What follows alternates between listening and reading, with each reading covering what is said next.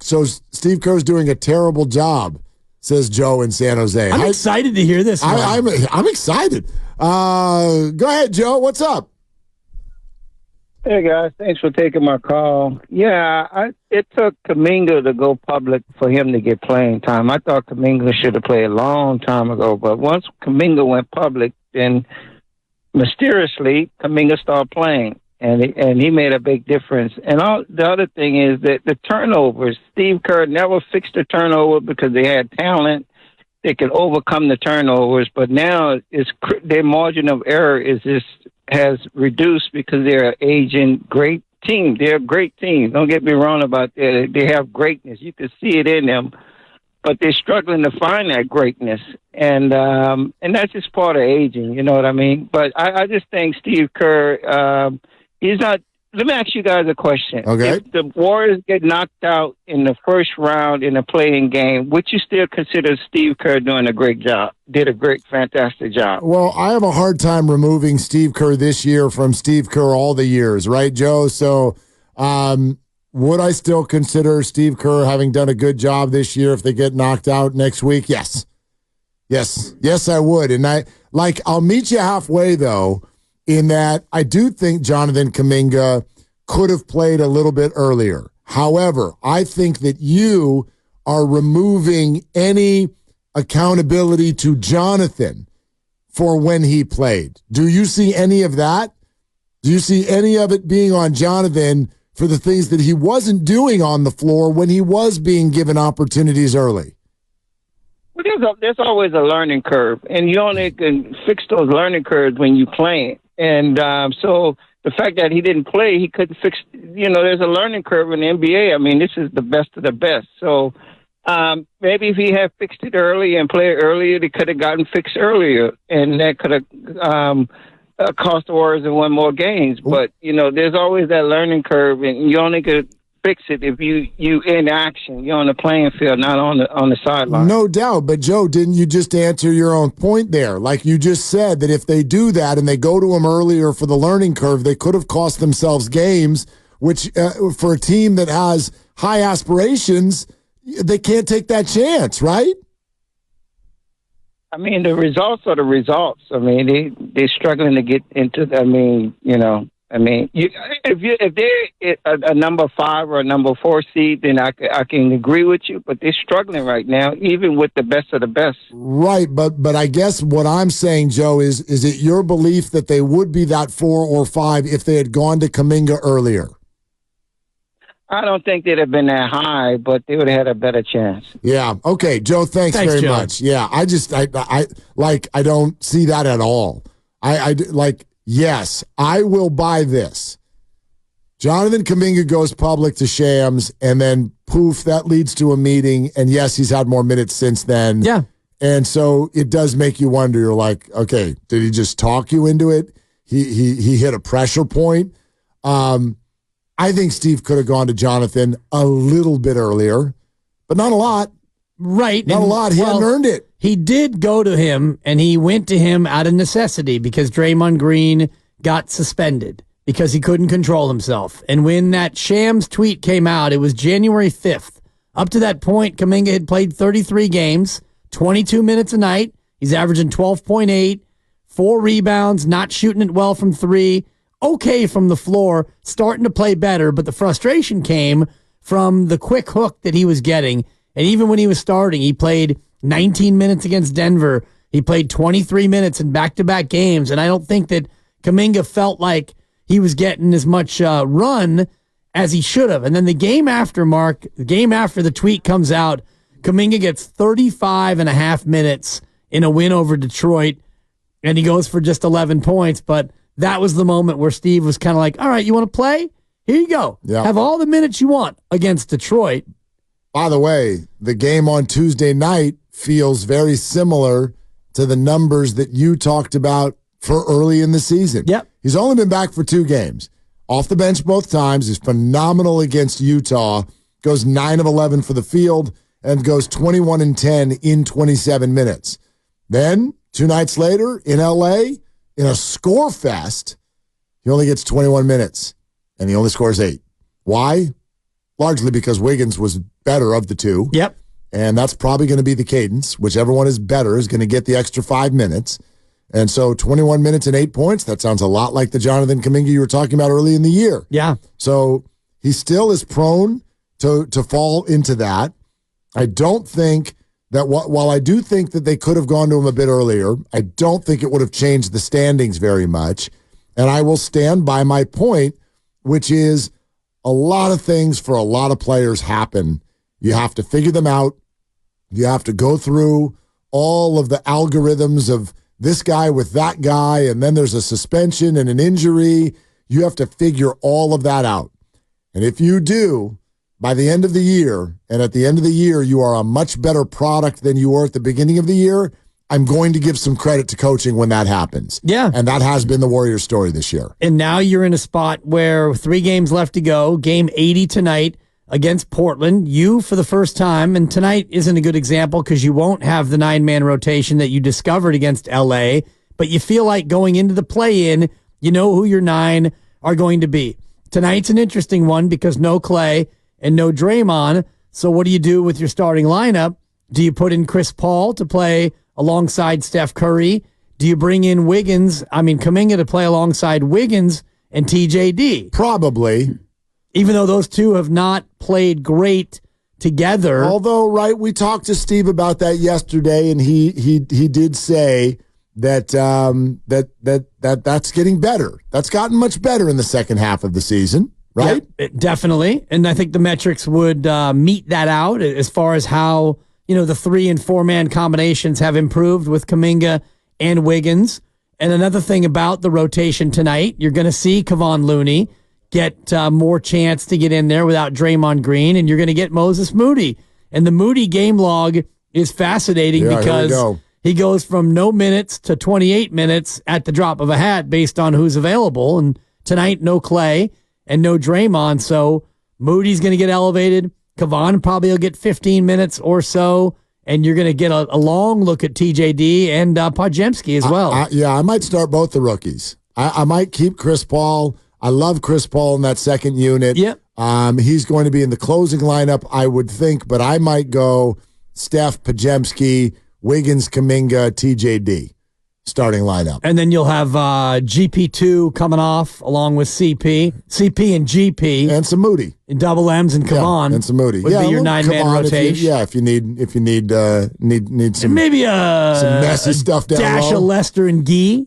Well, that's when you're ready to light the cigar. But I do think one of them might get more meaningful minutes tonight, especially when you think about how thin you'll be at the 2 and 4 position without Klay and Draymond. No doubt. Let's go to Charles, who's up in Canada, in Ontario. Hey, Charles, what's up? I'm good. How about you? We're fantastic, man. Thank you for calling. Yeah, so I listen to all these sports analysts. I get so mad and frustrated when they count the Warriors out. Now, if you look back at the Warriors, they struggle on 4 different things. One, Klay is not shooting the ball well. Wiggins took some time off, came back, a little rusty. Draymond had some time off with suspension. And Steve Kerr had rotation issue, trying to figure out what the rotation is. Now that he has figured out what the rotation is, Klay is now shooting the ball properly. Wiggins is back. He looks like the old Wiggins. Draymond's back. I don't see any team in the league right now that can beat the Warriors in the 7-game series. I hear them talk about Denver Nuggets. The Nuggets cannot beat the Warriors in a 7-game series. You really think that, Charles? 100%. Why? Have you watched a lot of the Denver Nuggets? I watched the Warriors versus the Nuggets. I watched every Golden State game. I haven't missed a single game. I've been following the Warriors for 10 years. No, but have you watched the Nuggets like this year? Did you watch them? Did you watch them last night? I saw the game last night. They play against a very immature team when it comes to crunch time decisions. Yeah, that's true. That's a good point. Timberwolves has a good team. They have a very good defensive lineup. the last 5 minutes of the game, they put the ball in Edwards' hands. He doesn't know how to make decisions. During the playoffs, that really matters. And that's when Golden State comes in. And teams need to understand you got the game plan for Steph Curry. But everyone talks about the Joker, Anthony Era, SGA, the Celtics. Why not the Warriors? Well, I mean, for a few reasons, Charles. And Charles, thank you. I'll meet you in the middle. I don't know about you, Dibs, but here's what I'd say. Do I think it's unfathomable that the Warriors could beat the Nuggets in a series? I don't think it's unfathomable. No. But the way, Charles, the way you phrased it, the Nuggets cannot beat the Warriors in a 7-game series. Yes, they can. Right. Oh, yes, they can. A lot of teams can. The Nuggets have beaten them 10 of the last 11 times. Correct. Including 7 in a row. Yeah, I just like, if the Warriors are at their best, are they going to be a really hard out? Could they beat anyone? These things are all true. But you also have to look at the circumstances that are what they are. For the Warriors to beat any of these teams, they're going to have to do the entire thing on the road, and that's coming off of high-leveraged, urgency, one-and-done games, or at least one of them. At least one of them. Right. Next Tuesday. Which would be on the road. Right. If everything goes perfect, they get to be like, for instance, in New Orleans next Tuesday night. They win that game, get 3 days off, and go to Minnesota. And whatever they do after that, it's all on the road. Like, to say that, and that's it, like no one can beat them. Oh, my God. Well, yes, they can. This is what, if the Warriors were to do something like that, this would be probably the most unbelievable playoff run in the history of the league. How about that? Well, I wouldn't go that far. No. You wouldn't? When the Warriors, the We Believe team, beat a 67-win Dallas team as an 8-1, that to me that was more improbable than this. But that's one series. He's saying nobody can beat the Warriors in a 7-game series. In other words, the title is theirs. Right. So they're going to win 1 or 2 play-in games and then win 16 playoff games? Correct. If they went from the play-in to an NBA championship, that would be more impressive, more remarkable than We Believe winning one series as an 8-1. That's what I'm saying.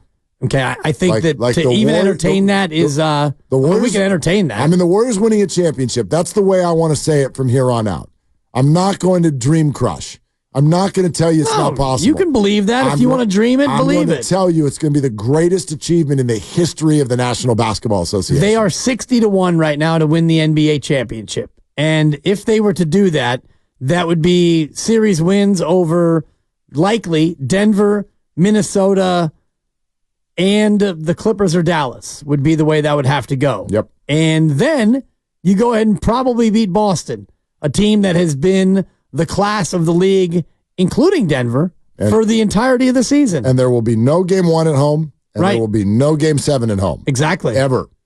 That's off the table. Which, I mean, the Warriors better on the road this year than they are at home. That's true. You're listening to 95.7 The Game, KGMZ FM and HD1 San Francisco, always live on the free Odyssey app, Twitch and YouTube, powered by First NorCal Credit Union. Upgrade your savings dividend. Open a First NorCal first-class money market today. Bobby Fitzgerald is coming up in about 12 minutes. We have it. Here's what Steve Kerr said with regard to the whole Wiggins and Kaminga thing on the floor at the same time. I think we found something, when we started them together with Draymond at the 5. That's when things started to shift for those two guys in terms of their ability to play together. And by going small, it really opened up the floor for each of them. Playing with Steph and Klay or Brandon, we just had a lot of skill and a lot of space around those two guys. So they were able to thrive together. Now that we're going to Trace at the 5, it lessens the possibility that we're going to put those two guys in like at the 2 and the 3, because those just aren't our best lineups. We need, a good combination of skill and spacing and athleticism. And that's why last night you saw us go back to, playing them more separately. Okay, so yes, they can do it better, but they're still not going to do it a whole lot. But that's not because they can't. It's because Trace Jackson Davis. Right. Yeah. So without Draymond Green, does that change your willingness to do that? Because part of it is Trace Jackson Davis and Draymond together because that's two non-shooting options. So if you throw Kaminga in there, who's not a three-point threat, now you've got three non-three-point options. If you have Wiggins out there, then you don't really have the same spacing as you might have if you have, for example, Moses Moody out there, who you could put in the corner and he's more of a threat than Jonathan Kaminga to shoot the three. Let's go to Ryan in Alameda next up. Hey, Ryan, what's going on? You're with Willard and Dibs. What's up? Just in rush hour traffic, but yeah, just want to address what the last caller was talking about. Sure. With the play-in, because like the NBA wants teams like us in the 9-10 spots to get excited about the play-in, like, oh, we have a chance, like we could do something. Because look at Miami Heat last year, right? I mean, no one thought they were going to beat Milwaukee or New York or Boston, and they ended up in the finals. And yeah, they got crushed by Denver, but this is what the NBA wants, like fans to get excited even when their team's not a top 3 seed, let's say. Yeah, no doubt. I get that. But I'm Ryan, I'm failing to, so what are you getting at? I'm just getting at, I'm not agreeing with that last caller at all. I'm not saying the Warriors could beat the Nuggets necessarily, but I'm just saying like I think this is a good conversation to have, because like even though we're not a top 3 seed or whatever, it doesn't mean that like our playoff chances are just a wash, you know? Not that you guys are saying that. Yeah, no, not at all. Not at all. I mean, here's what I would say, and this isn't, Ryan, thanks. This isn't just about the Warriors. It's the whole Western Conference. Yeah. I said this yesterday, and I'll predict it right now. I might be wrong on this one, but I'm going to go with this.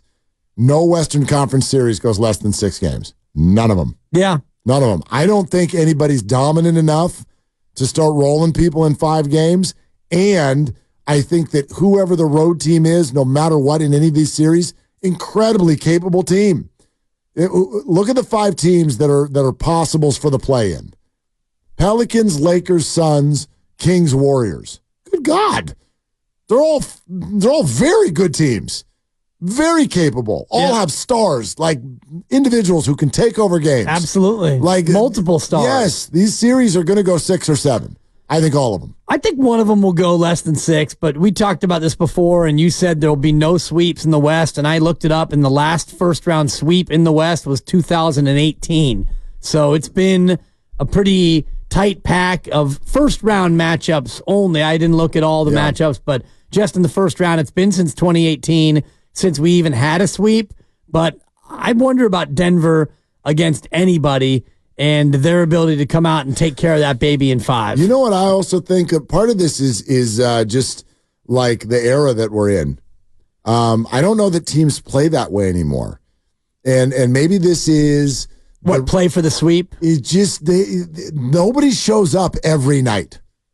They just don't do that anymore. Right. I don't know if this is the result of the load management era, but you see teams being so much more strategic now about when they really step on the gas. And in order to beat someone in 4 straight games, especially a really good team, like if we're looking at Warriors, Lakers, Kings, Suns, these are really good teams with really excellent number 1 and 2 options, all of them. In order to beat someone like that 4 straight times, you've got to be maniacally focused and motivated to do so. It's just not the way teams play right now. Yeah. Well, I think the team that would be looking to do that would be one of the teams that are in the play-in right now, your older teams, the Lakers or the Warriors, and understanding the value of rest. So if the Warriors were in a spot like Minnesota or OKC, where you're the 2 or the 3 and you're going to play a lesser team in the first round, you'd be thinking about a sweep. That way you get 9 or 10 days off as an older team. And maybe younger teams don't yet have the experience.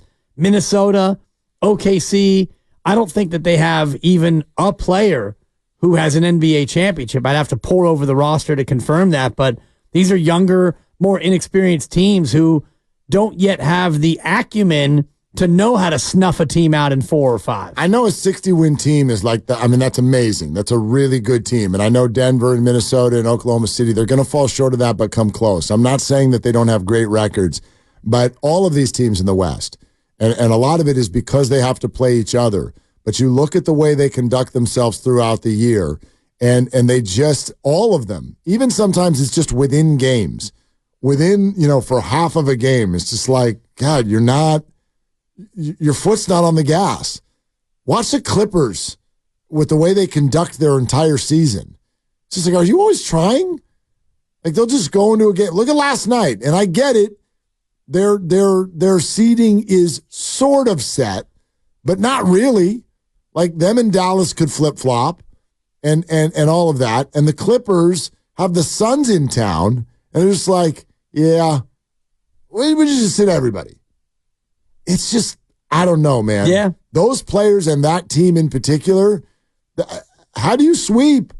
They don't know how to all play every night. Right. So I'm sure they'll suit up for all the playoff games, but that instinct doesn't really seem to be a part of the NBA all that often anymore. No, and look at last year. Denver was the number 1 seed, and they had 53 wins, Mark. 53 and 29, Yep. and they were the one.